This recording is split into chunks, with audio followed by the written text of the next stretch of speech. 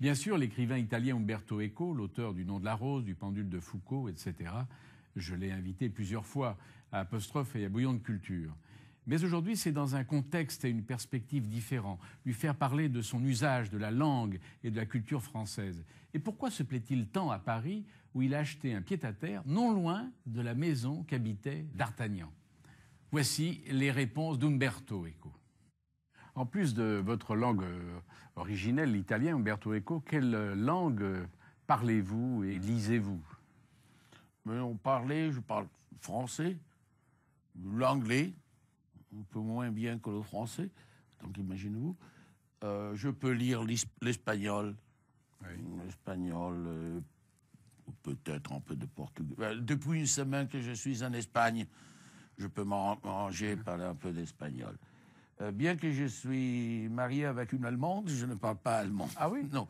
Mais si elle et les enfants, maintenant les enfants sont vieux, parlaient mal de moi, je comprenais. Donc il y a un rapport un peu mystérieux avec cette langue. Bon, c'est tout. Après, on a fait le latin et le grec comme tout le monde à l'école. On a appris presque rien. Votre apprentissage des langues a commencé par laquelle? Le français. Le français, par une série de raisons. L'une, c'est que jusqu'à ma génération, toute personne cultivée en Italie parlait le français. Ce qui malheureusement n'est plus vrai aujourd'hui. Mes étudiants ne comprennent plus le français. L'anglais, oui, ou ils disent que. Mais même, je me souviens, mes parents, qui n'étaient pas de genre de culture, pendant la guerre, ils prononçaient les noms des Anglais à la française. Ils ne disaient pas Churchill, mais Churchill, parce que la langue qu'ils connaissaient, c'était le français. Deuxième, je suis né dans le Piémont, dans le nord-ouest d'Italie, donc des traditions françaises. Le premier roi d'Italie, dit-on, parlait français avec sa femme et ses généraux, dialecte avec sa maîtresse et italien avec les étrangers. Donc même le patois de ma région est très semblable au français. À l'âge de 14 ans, je fais 2 ans de français à l'école. Hibou, caillou et ces choses-là. Et enfin, j'ai eu une illumination à l'âge de 4 ans ou quelque chose comme ça. Ma mère avait entendu que chez un centre culturel dans ma ville, qui n'avait pas un centre français parce qu'elle n'était pas une grande ville, on donnait des leçons de français aux enfants. Elle m'a mené, mais il y avait une foule comme ça. Et après 2 ou 3 minutes, on est sorti parce qu'il n'y avait pas de place. Et alors, la seule chose que j'ai vue, c'était une dame avec un drapeau français qui dit « Le drapeau !» Et ce mot a été le premier mot français que j'ai appris dans ma vie et que peut-être m'a orienté vers cette langue plutôt que vers une autre. Mais au lycée, quand vous appreniez le français, puis peut-être après l'anglais, était-ce déjà chez vous un jeu intellectuel, un plaisir, ou au contraire c'était encore une contrainte du lycée? Je crois d'être la seule personne au monde d'avoir lu Hégésippe Moreau. L'histoire de Lazare Hoche. C'était le livre de texte que nous avions. Ce n'était pas tellement excitant, ce n'était pas ni Rimbaud ni Emmanuel. Mais j'étais assez fasciné par la langue. Oui. Mais est-ce qu'il y avait derrière l'apprentissage de la langue, français notamment, mais est-ce qu'il y avait déjà chez vous un désir de littérature? Je suis l'auteur de grands chefs-d'œuvre inaccomplis parce que je commençais à écrire des romans à l'âge de 10 ans. Hein. Mais je prenais un cahier, je faisais la page du titre, j'inventais même la typographie à la maison d'édition. Après, je commençais à faire les illustrations. Une fois que j'avais fait toutes les illustrations, je commençais à écrire le roman, moi, puisque je voulais l'écrire comme s'il était imprimé. Après le premier chapitre, je le laissais tomber. Donc, je commençais plusieurs chefs-d'œuvre inconnus. Que vous avez gardé dans vos tiroirs? Quelque chose, oui. Et après, j'ai eu deux épiphanies, 2 miracles. L'un, c'était mon grand-père paternel qui est mort lorsque j'avais 3-4 ans, donc je ne l'ai presque pas connu. Mais ils étaient un typographe socialiste, d'un type un peu comme les typographes de l'époque. Et lorsqu'il était allé en retraite, il reliait des livres, comme ça. Je ne sais pas si pour plaisir ou pour gagner un peu d'argent. Et probablement, lorsqu'il est mort, il y avait beaucoup de choses qu'il avait chez lui à relier que personne ne demandait rien. Et un jour, à l'âge de 10 ans, j'ai découvert dans la cave de ma maison une caisse pleine de choses, romans feuilletons du 19e, le journal des voyages, des aventures, des choses extraordinaires. Je continuais à fouiller. Et ma grand-mère maternelle, qui n'était pas une femme cultivée, était abonnée à une espèce de bibliothèque publique. Elle lisait comme tout, elle me passait tout à lire. Et alors, ils peuvent être un roman très populaire ou du Balzac ou du Dostoïevski. Donc, j'ai eu une enfance de lecteur, oui, pas mal. Oui. En italien et un peu en français. Après, en français, j'ai commencé, comme je vous ai dit, plus tard, au lycée. J'ai commencé à lire le poète. Mais alors, pendant votre vie, bien entendu, vous connaissez admirablement le français, l'italien, j'en parle pas. Comment ça se fait vous pouvez passer d'une langue à l'autre, d'une lecture à l'autre, de mélanger dans la conversation? Que lorsque je me trouve à New York, après minuit et après quelques whisky, s'il y a quelqu'un avec lequel je peux passer au français, je préfère. Je me trouve plus à mon aise qu'avec l'anglais. Mais avec les langues étrangères, vous savez, lorsque vous êtes dans un pays, vous pensez dans la langue de ce pays. C'est presque automatique de penser en anglais si vous êtes à Londres ou de penser en français si vous êtes à Paris. Donc quand vous êtes en France, à Paris, là, de ce coup, vous pensez en français, vous allez rêver en français, si tant est que vous rêviez? Alors, rêver, je ne suis pas sûr. Évidemment, si dans un rêve, il y a quelqu'un qui... Mais après, je ne me souviens jamais de mes rêves. Avec moi, Freud aurait fait faillite. Tout psychanalyste resterait sans boulot. Mais quand, évidemment, quand vous chantez ou quand vous mettez en colère, c'est évidemment en italien, ça va de soi. Oui. Oui. Oui, si je ne suis pas en colère avec un Français ou une Française. Oui. Je ne suis jamais en colère. Vous ne mettez jamais en colère? Non, je le trouve très fatigant. Mais vous ne trouvez pas que l'italien est la plus spectaculaire des langues? Mais ça, c'est ce que disent les étrangers. Au contraire, j'ai toujours soutenu que le français, c'est plus musical. L'italien a beaucoup de voyelles, comme le finlandais.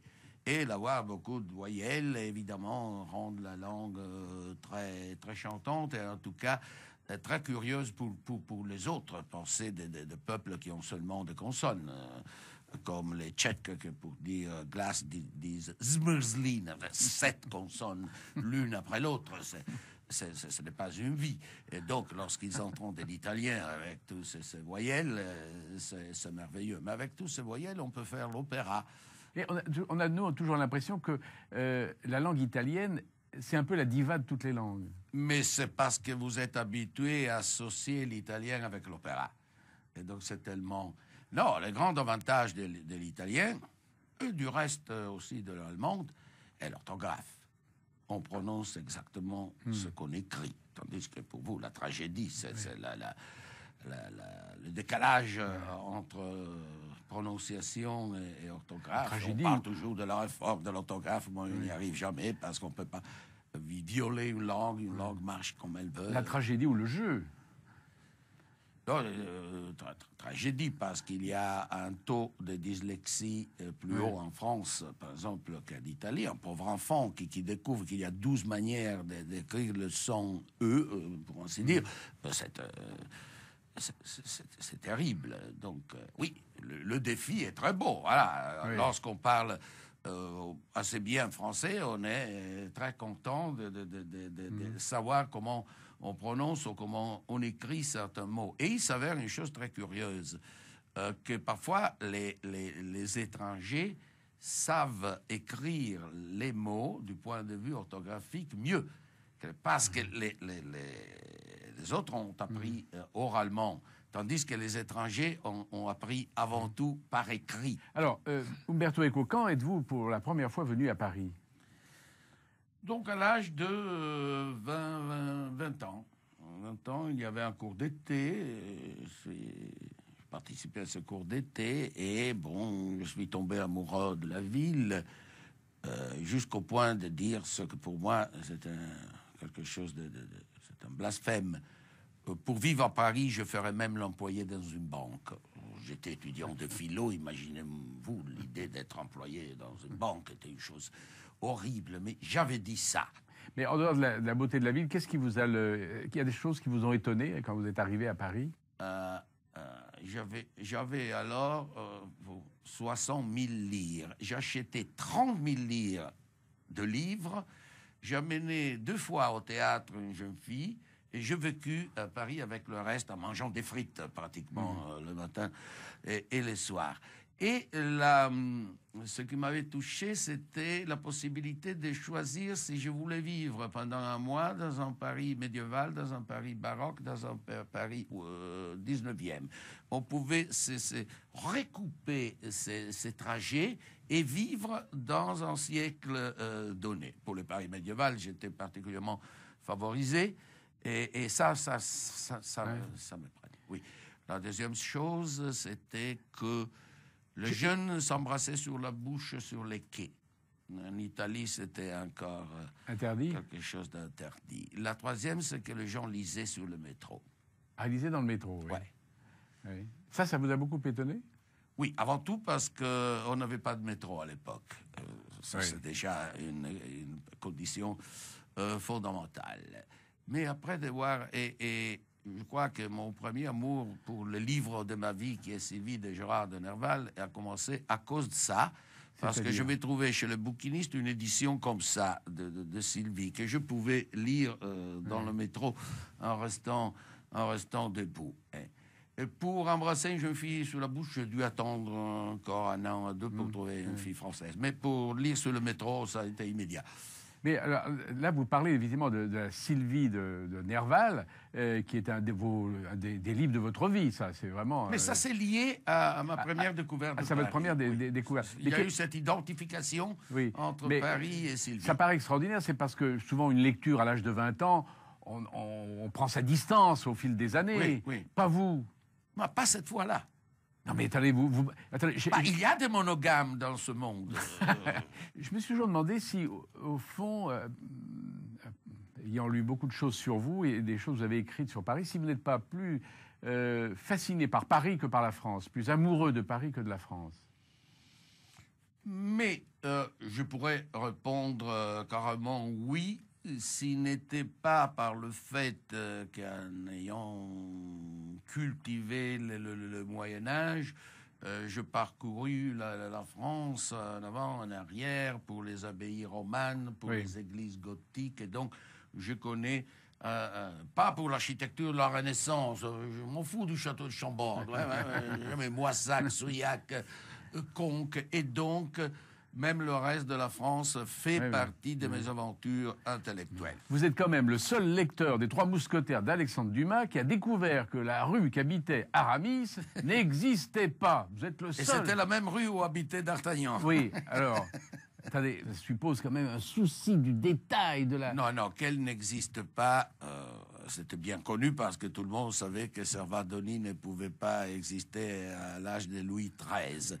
Je crois d'avoir fait la découverte qu'une partie de la Servandoni actuelle s'appelait rue de Fossoyeur, et donc c'était la rue de D'Artagnan. Et alors, je crois que votre pied-à-terre est dans ce quartier de Saint-Sulpice. Oui, je suis exactement entre la maison de Porthos, la maison d'Athos et la maison de D'Artagnan. Ouais. Ce qui prouve en tout cas que vous êtes un grand lecteur et déchiffreur de vieilles cartes. C'est une passion chez vous? Je suis un collectionneur de livres anciens, oui.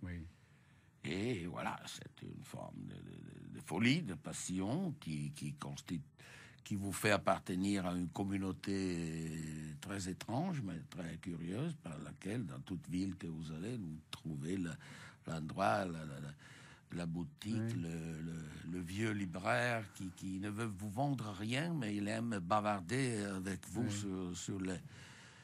vieux livres, donc j'ai une bonne collection. Mais revendiqueriez-vous que, pour reprendre un terme cher à Léon-Paul Fargue, revendiqueriez-vous cette qualité de piéton de Paris? il y a seulement 2 villes dans lesquelles je me promène. Ce sont Paris et New York. Parce que tous les deux sont des villes où chaque quartier, vous découvrez quelque chose de nouveau. Londres, qui est une ville bellissime, mais à un certain moment, il y a un parc, à un certain moment, il y a une partie où il n'y a rien à découvrir. Tandis que Paris et New York, quand vous vous promenez, vous pouvez continuer toute la journée, il y a toujours quelque chose. Le tissu est continu. Donc, je fais des kilomètres, soit à Paris qu'à New York. Pas à Rome ou à Milan. Ah, si, à Rome, non? Je la connais assez. En effet, non. Vous avez, dans le pendule de Foucault, raconté la promenade de Casaubon qui va des arts et métiers à la place des Vosges. Oui. Et vous dites quelque part que vous avez fait ce trajet, je ne sais combien de fois, avec un magnétophone. Avec un magnétophone, en enregistrant même les voix des gens qui passaient, et en décrivant tous les coins, etc. Mais même en ayant fait ça, j'ai reçu la lettre dans le lecteur qui dit « Alors, votre Casaubon est passé au coin de la rue telle ou telle. Le jour après, sur le Figaro, il est écrit qu'il y avait eu un incendie.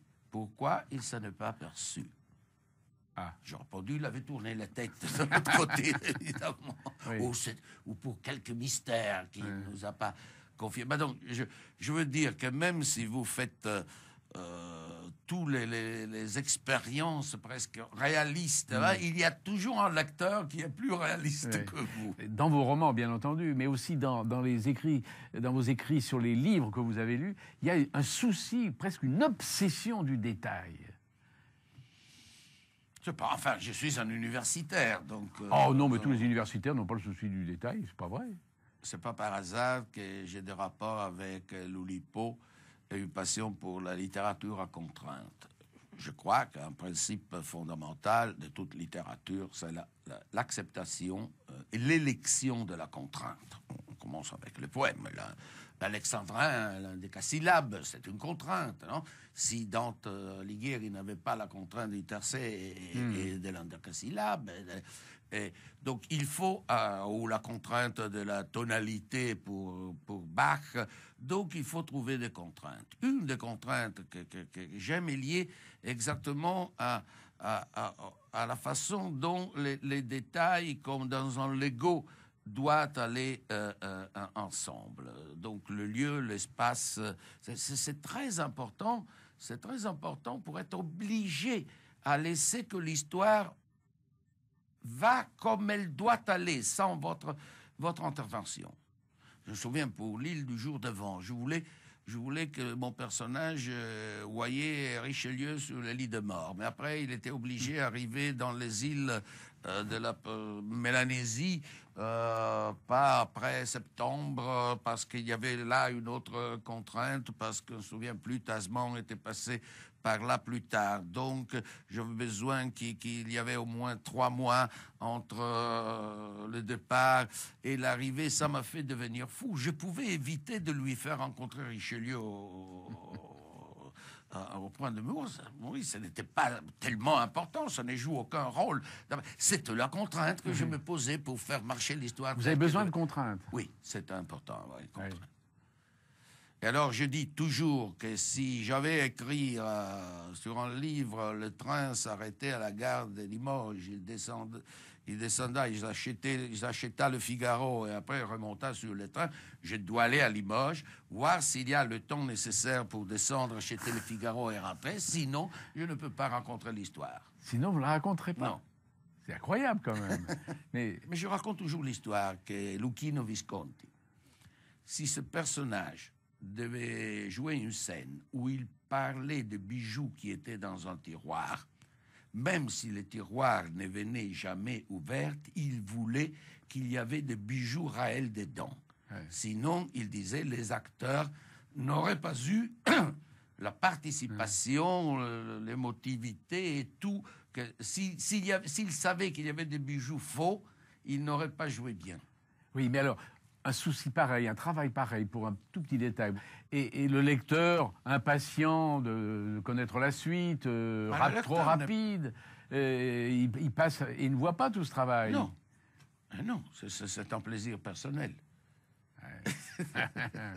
Bon, alors, votre bibliothèque à Milan, bien entendu, elle comporte un large département d'œuvres françaises. Et le journal Libération avait fait un reportage que j'ai consulté. Et j'ai découvert dans cette bibliothèque des livres qui m'étonnent un peu, mais je suis pas... Enfin, c'est vrai que vous connaissant maintenant un peu mieux, je ne devrais pas m'étonner, mais quand même, il y a le Tartarin de Tarascon de Daudet dans votre bibliothèque. Oui, mais c'était, je crois de l'avoir en italien, peut-être. Je ne me souviens plus. Mais c'était une lecture. Il était assez populaire aux années 30, oui. Et il y a l'Atlantide de Pierre Benoît. Oui, roman fondamental pour ma formation. Oui. Mais c'est là où on revoit finalement, on vous retrouve Umberto Eco, le jeune Umberto Eco, découvrant les trésors de sa grand-mère, des livres un peu romanesques. Oui, c'était ces choses-là. Oui, mais je suis toujours... J'ai une section consacrée au feuilleton français du 19e. Et vous avez la première édition du Cyrano. Oui. De Rostand. Oui. Mais vous aimez beaucoup, alors pas les Trois Mousquetaires, vous êtes un collab sur les Trois Mousquetaires, mais je vois Cyrano, vous aimez en fond tout ce qui a du panache. Non, en tant que collectionneur, ma collection est un titre, elle s'occupe disons, des sciences farfelues et occultes. Mais je veux avoir les premières éditions des livres qui ont compté quelque chose dans ma vie. Donc, j'ai la première édition des Promessi Sposi de Manzoni ou de Pinocchio. J'ai la première du Cyrano de Bergerac, de la Rebours de Huysmans, et évidemment de Sylvie. Là, voilà. Voilà. Oui. Évidemment, vous êtes traduit dans le monde entier, mais est-ce pour autant êtes-vous pour autant favorable à une langue universelle? Non, j'écris un livre qui s'appelle La recherche d'une langue parfaite, et qui, en appartenant à cette collection dirigée par Les Goff, a été traduit en 18 langues. Lui-même traduit, bien sûr. Et non, le rêve d'une langue universelle, soit la langue primordiale d'Adam, soit c'est un rêve impossible à travers tous les siècles. Voilà. Et donc, le grand problème qui se pose maintenant en Europe, qu'ils ont 250 traducteurs, s'il y a les Estoniens qui arrivent, le Turc qui arrive... Oui, il y a 20 langues pour 25 pays actuellement. Oui, c'est terrible, impossible. Il y a les résistances nationales, c'est évident. Et je pense que le futur, pas le présent, et j'ai cette idée en commun avec mon ami Claude Agege, c'est d'arriver à une espèce de polylinguisme flou. C'est-à-dire qu'il arrive déjà au niveau intellectuel de se trouver à la table en espagnol, en français, en italien. Chacun parle sa langue. Et plus ou moins, on s'entend. Évidemment, ce n'est pas tellement facile, disons, pour un paysan. Mais je crois qu'à travers la circulation des gens, à travers l'Europe et tout ça, on pourra arriver à une espèce de polylinguisme, au moins pour les langues le plus répandu. Et évidemment, s'il arrive quelqu'un qui me parle en estonienne, c'est très difficilement avec espagnol, français... Enfin, la langue universelle aujourd'hui, en tout cas la langue de l'Europe, il faut bien le reconnaître, c'est l'anglais. C'est l'anglais encore pour un peu. Demain sera les Chinois, peut-être. Jean-Noël Schifano, donc votre traducteur de vos romans, a dit ceci de vous. Je crois que si Umberto Eco le pouvait, il se traduirait lui-même dans toutes les langues. Une forme raffinée de l'inceste. Ah, si on pouvait, oui, mais je m'aperçois qu'il y a peu d'auteurs de ce monde qui sont bilingues. Oui, on les connaît, Ionesco, Beckett, Nabokov, Conrad, mais c'est très... Je suis capable d'écrire un essai... Georges Semprin. Oui, d'écrire un essai en anglais ou en français. Et alors, il m'arrive que je l'écris mieux en anglais qu'en français à cause de l'orthographe. C'est plus facile. Je n'ai pas besoin des accents aigus, de toutes ces choses-là. S'il s'agit d'un essai, une conférence, on peut la faire. Mais la littérature c'est dur. J'oserais dire, j'ai l'impression, je ne suis pas un poète, que c'est plus facile d'écrire un poème dans une langue étrangère parce que vous jouez seulement sur peu de mots comme ça que d'écrire un roman. Donc il faut faire confiance aux autres. En tout cas, plus à mon âge. Je n'ai plus le temps d'apprendre le tibétain pour me traduire en tibétain. Diriez-vous que plus on apprend de langues, plus on fait reculer l'intolérance? Oui et non. Je crois que la connaissance de langue, c'est un instrument fondamental de connaissances réciproques. Cela dit, c'est la même chose de dire que la culture fait diminuer l'intolérance. N'oublions pas qu'il y avait des directeurs de Dachau, Buchenwald, qui écoutaient Brahms au lycée Goethe, tandis qu'ils brûlaient les Juifs. Donc, parfois, la culture n'est pas nécessaire. On peut être des polyglottes et participer à une guerre en tuant ceux dont vous connaissez la langue. Mais, en tout cas, c'est mieux que les gens commencent à connaître de langues plutôt que rester renfermés dans la prison de leur propre langue, parce qu'une langue est toujours une prison. Je n'arrive pas à dire, comme mon cher ami Roland Barthes, qui a ouvert ses leçons au Collège de France en disant « la langue est fasciste ». C'était une boutade, évidemment, et il voulait dire quelque chose qu'on a répété plusieurs fois, qu'une langue impose une vision du monde donné. Même la syntaxe de cette langue impose une certaine vision du monde. Donc, apprendre des autres langues, ça veut dire s'ouvrir à des différentes visions du monde. C'est important, c'est important. Si Bush parlait des autres langues, peut-être, et vous savez qu'une fois, il est rentré depuis un voyage, il a dit, c'est étrange, le français n'a pas un mot pour entrepreneur. Il a dit entrepreneur. En anglais, on a traduit en français entrepreneur, il a dit curieux, ils emploient un mot anglais. Bon, Umberto Eco, si vous obtenez le prix Nobel, ce que je vous souhaite parce que vous le méritez, sur quoi portera votre discours? Oh mon Dieu, je ne... vous vous souvenez, Humphrey Bogart, Casablanca, qui dit qu'est-ce que tu as fait hier soir, je ne me souviens plus, qu'est-ce que tu feras ce soir, je ne fais jamais des plans tellement en avance.